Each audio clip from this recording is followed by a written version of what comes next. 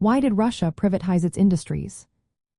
Imagine a country that had all its factories, farms, and businesses owned by the government. Now picture that changing suddenly in the early 1990s.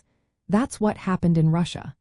After decades of strict control by the Communist Party, Russia decided to sell off many of these state-owned companies. But why would they do that? Well, it all comes down to big economic problems and a desire to change the way the country worked. Back in the Soviet Union, the economy was run on a command system. The government decided what was produced, how much, and who got what. This system was supposed to make everything fair, but in reality, it caused shortages, slow growth, and little innovation. By the late 80s and early 90s, the economy was in trouble. Oil revenues, which brought in a lot of foreign money, were dropping.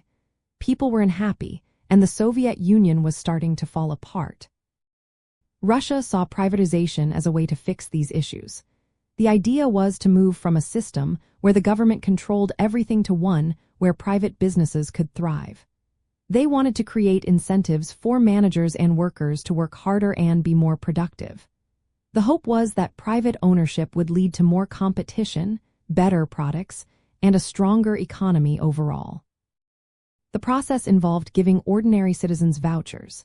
These vouchers could be exchanged for shares in companies. Many workers, unfamiliar with private ownership after years of communism, sold their shares cheaply or under pressure. Factory directors often bought up these shares, gaining control over many businesses. This led to the rise of powerful individuals called oligarchs.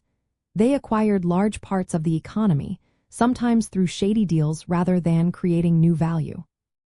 From a communist point of view, privatization was seen as a betrayal.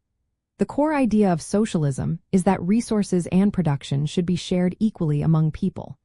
Privatization replaced the collective ownership with private control, often benefiting a small elite. This created new social inequalities and weakened social safety nets. The transition was messy and caused a lot of social unrest.